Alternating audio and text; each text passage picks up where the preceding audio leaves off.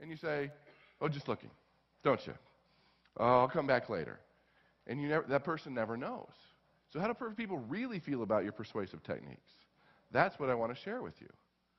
Because, again, the moment they sense you're trying to persuade them, they will resist you, even if they want it and like it, can afford it. My wife was backing down the driveway. My son was in the back with his friend. And they were getting, and she said, put on your seatbelts. And he said, I can't. She said, oh, you can't. You do it all the time. He said, I can't. So she pulls over, buckles him. He turns to his friend. As she's shutting the door, she says, you see what I can make my mom do? Ooh. Now, that never happened again. And your prospects do not want to feel that way. You want to attract them to you. You want them to call you. Referrals should be half your business. Referrals should be half of your business. So I want to talk about these things that make a huge difference in your success. Because persuasion has changed dramatically. They used to teach people to go into someone's office. And what are you supposed to do? Look around. What are you looking for? Pictures, a fish on the wall. People are taking their fish home. They're tired of talking about it because every person that comes in says, oh, how's your fish? Where'd you get the fish? And it's just coming across as insincere. Now, there's a time and place for something like that, but right off the bat, it tends to backfire on people. So let's talk about some things that make a huge difference. Now, everyone here has read Napoleon Hill, Think and Grow Rich. True? Yeah. Every year? Thank you. You need to. Because what he did is he interviewed hundreds of millionaires. What do they have in common? What are they doing that other people aren't doing? And he said persuasion is the magic ingredient. In fact, one of my early mentors, Jim Rohn, anybody heard Jim Rohn? Raise your hand. Incredible speaker. He says, when I learned how to persuade, I went from 6 digits to 7 digits. It is the critical thing, but they do not teach it in school. You're supposed to pick it up along the way. But that doesn't work that way. I want to give you some skills that make a huge difference. And, of course, Dale Carnegie says, don't force people. There's only one way to get anybody to do anything, and that is by making the other person want to do it. Don't push. You don't want to force. You want them to come to you. That's what we want to focus on today. But society has taught us the wrong things about wealth. Is that true? Sorry to tell you, it's about a lot of things. In fact, there's actual signs that we've seen. Now, do they make any sense? Where are we? On the screen. Can we get a PowerPoint? There we go.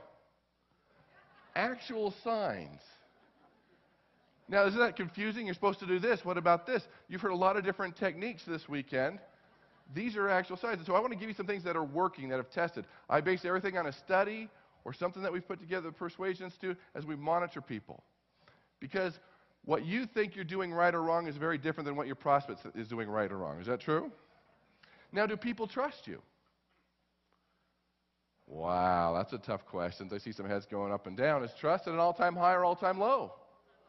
Trust, I monitor it. Trust has dropped 6 points in the last 5 years.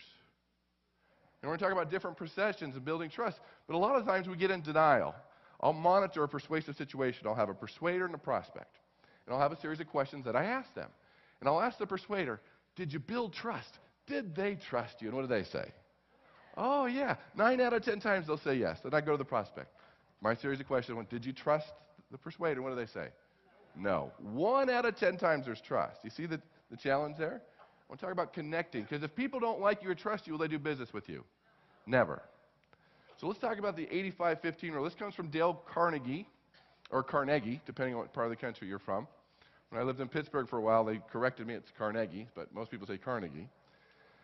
He did studies, and now the Carnegie or Carnegie Institute's done studies, and they found that this rule holds true. That is, you look at success in life, 85% versus 15%. Now, 15% is your core competence. That's what you know. Your knowledge, your degree, that's your core competence. That's 15% of your success. But that's a challenge. You look at a university. It's very upsetting to me as I look at universities and teach at different universities, is that are they getting you ready for life? I spent all this time going through school trying to figure things out. In fact, I went to the university and I needed a job.